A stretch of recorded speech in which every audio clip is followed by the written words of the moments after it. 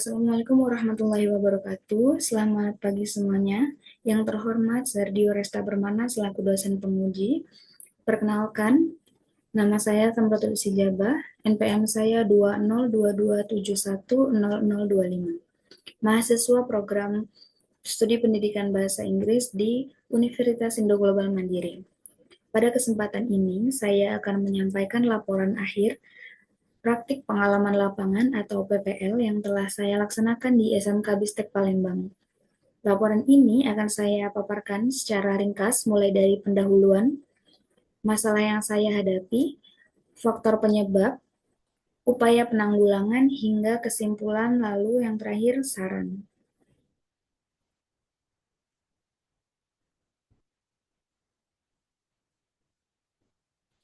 Baik, kita mulai dari pendahuluan. Di bagian latar belakang, saya ingin menekankan bahwa tantangan pendidikan saat ini tidak hanya soal menyampaikan materi, tapi juga bagaimana guru mampu menyesuaikan pembelajaran dengan kondisi nyata di kelas, khususnya dalam pembelajaran bahasa Inggris sebagai bahasa asing di SMK. Siswa tidak hanya butuh bahasa Inggris umum, melainkan juga bahasa Inggris yang menunjang bidang keahlian dan dunia kerja mereka. Sayangnya, banyak calon guru masih mengalami kesenjangan antara teori di kampus dan praktik di sekolah. Oleh karena itu, PPL menjadi sangat penting untuk menjembatani hal tersebut. Saya sendiri melaksanakan PPL selama 40 hari, mulai dari 2 Februari sampai 14 Maret 2026. Selama itu, saya melakukan observasi, menyusun perangkat pembelajaran, praktik mengajar, membantu administrasi, dan mengikuti berbagai kegiatan sekolah. Harapannya, pengalaman ini dapat mengembangkan kompetensi pedagogik, profesional, sosial, dan kepribadian saya sebagai calon guru.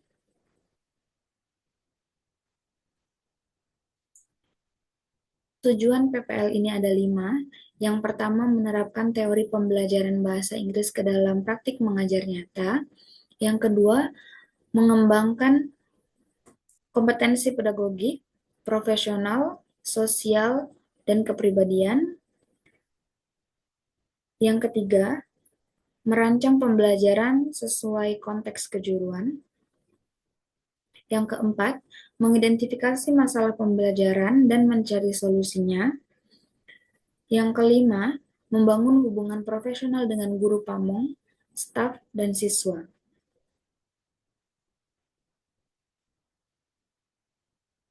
Lalu manfaat PPL. Manfaatnya tentu untuk saya sendiri sebagai mahasiswa, lalu untuk universitas dalam menjalin kerjasama dan menjalankan Tridharma, serta untuk SMK Bistek sebagai tambahan tenaga pengajar kreatif dan peluang kolaborasi di masa depan.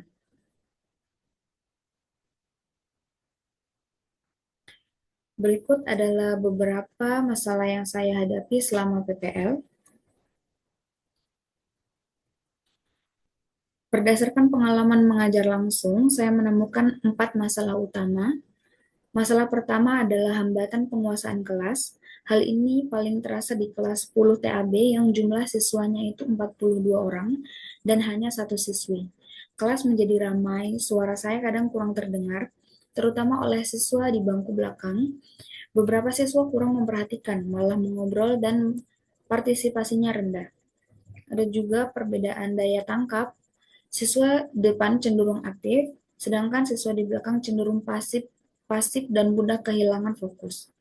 Jadi saya harus benar-benar berusaha menjaga ketertiban seluruh siswa. Lalu yang kedua yaitu pengaruh negatif smartphone. Saat pembelajaran, masih ada siswa yang membuka media sosial, bermain game, atau membalas pesan. Ini terjadi ketika mereka mulai bosan, perhatian mereka mulai terpecah, dan partisipasi otomatis menurun. Meskipun saya sudah menegur dan mengingatkan berkali-kali, masih saja ada yang diam-diam memainkan smartphone. Lalu yang ketiga yaitu kendala teknis dan fasilitas. Di SMK Bistek ini, proyektor hanya satu dan harus dipinjam terlebih dahulu, sehingga menyita waktu. Smart TV juga hanya ada satu, terletak di ruang komputer dan tidak bisa dipindah ke kelas lain. Akibatnya, media pembelajaran yang sudah saya siapkan berbasis audiovisual dan interaktif sering tidak bisa dipakai. Saya terpaksa mengubah metode mengajar secara mendadak dan pembelajaran menjadi kurang bervariasi. Lalu yang terakhir ada masalah dalam keterbatasan waktu belajar. Waktu pelajaran bahasa Inggris sering tidak cukup untuk menyampaikan materi, latihan, dan praktik dalam satu pertemuan. Kondisi ini makin parah saat bulan Ramadan karena jam pembelajaran dipersingkat dari 45 menit 1 jam pembelajaran menjadi 30 menit per jam mata pelajaran. Selain itu, waktu belajar sering terpotong oleh kegiatan sekolah seperti pembacaan Yasin di pagi hari yang kadang molor, upacara di hari Senin juga yang kadang molor, atau siswa yang baru ganti baju setelah berolahraga dan datang dalam keadaan lelah. Ditambah lagi, saya harus mengulangi pelajaran untuk siswa yang belum paham, sehingga waktu terasa semakin sempit dan kurang efisien.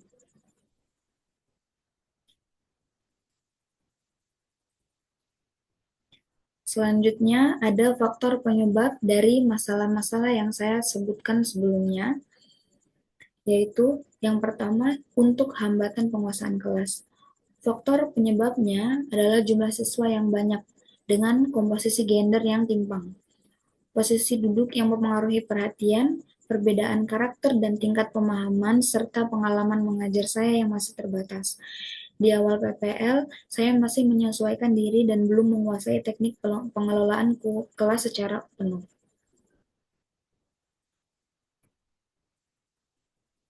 Yang kedua, ada faktor penyebab penggunaan smartphone di dalam kelas yang mengganggu, yaitu faktornya antara lain kebiasaan siswa sehari-hari yang sudah lengket dengan gadget, pembelajaran yang kurang variatif karena keterbatasan media, serta kurangnya kesadaran dan kedisiplinan siswa. Jumlah siswa yang besar juga membuat penguasaan terhadap penggunaan smartphone menjadi sulit dilakukan secara menyeluruh. Lalu selanjutnya adalah ada kendala teknis dan fasilitas, yaitu disebabkan oleh terbatasnya sarana sekolah, yaitu hanya ada satu proyektor dan satu smart TV yang harus dipakai bergantian oleh guru mata pelajaran lain. Selain itu, saya sendiri sebagai mahasiswa PPL kadang kurang siap dengan alternatif ketika media digital tidak bisa digunakan. Terlalu bergantung pada teknologi membuat saya kesulitan ketika fasilitas tidak tersedia. Keterbatasan ini lalu terdampak pada suasana belajar. Tanpa media yang menarik, siswa cepat bosan dan kembali bermain smartphone. Lalu keterbatasan waktu dalam belajar itu disebabkan oleh alokasi jam pelajaran yang minim, kebijakan jam singkat selama Ramadan, jadwal pembelajaran kurang menguntungkan seperti olahraga, serta kegiatan pagi yang mengurangi durasi belajar. Ditambah lagi, perbedaan pemahaman siswa yang memaksa saya mengulangi materi, dan pengalaman saya yang belum optimal dalam mengelola waktu pembelajaran di dalam kelas.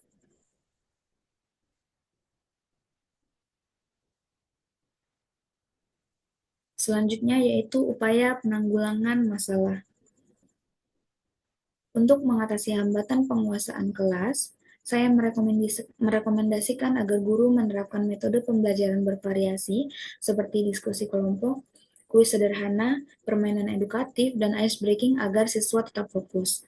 Guru juga perlu melakukan pengawasan aktif dengan berkeliling kelas, terutama ke bagian belakang, serta membangun pendekatan personal dan komunikasi positif dengan siswa. Dengan begitu, suasana kelas menjadi lebih kondusif dan siswa lebih terlibat. Yang kedua, untuk mengatasi pengaruh negatif smartphone, guru perlu menetapkan aturan yang jelas bahwa smartphone hanya dipakai untuk keperluan belajar. Metode pembelajaran yang lebih menarik dan interaktif harus dihadirkan agar siswa tidak mudah teralihkan fokusnya. Siswa yang kerap melanggar perlu didekati secara personal agar lebih sadar akan tanggung jawabnya Siswa yang kerap melanggar perlu didekati secara personal agar lebih sadar dan tanggung jawab.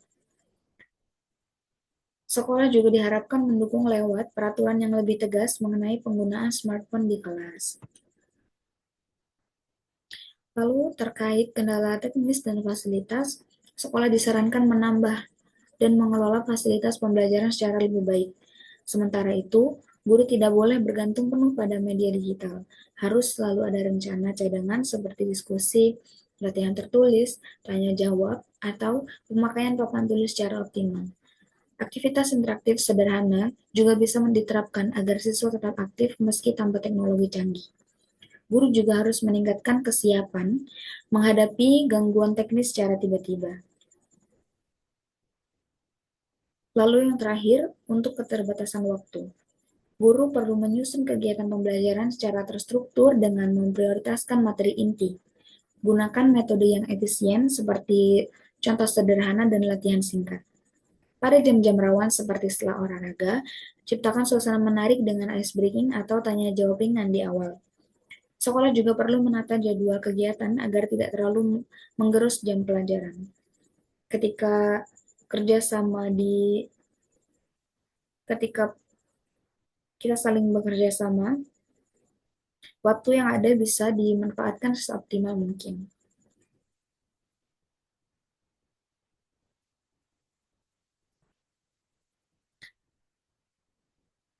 Kita sampai kepada bagian kesimpulan dan saran.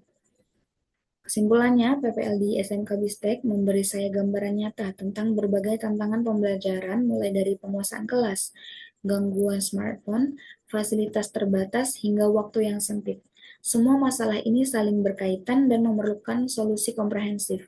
Diperlukan variasi metode, pengawasan aktif, aturan tegas, kesiapan alternatif, dan pengelolaan waktu yang baik.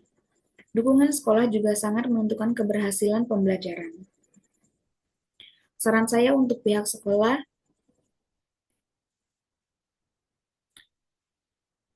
yaitu tingkatkan fasilitas dan perkuat aturan penggunaan smartphone. Untuk guru, ciptakan pembelajaran yang lebih interaktif, kelola kelas dan waktu dengan baik, serta selalu siapkan rencana cadangan. Untuk siswa, lebih disiplin, aktif, dan bijaklah dalam menggunakan smartphone. Untuk mahasiswa PPL berikutnya, persiapkan diri sebaik mungkin, terutama dalam manajemen kelas dan adaptasi di lingkungan sekolah. Demikian laporan PPL Demikian laporan PPL yang dapat saya sampaikan. Semoga pengalaman dan refleksi ini bermanfaat tidak hanya bagi saya, tetapi juga bagi sekolah, universitas, dan rekan-rekan mahasiswa lainnya. Terima kasih atas perhatiannya. Wassalamualaikum warahmatullahi wabarakatuh.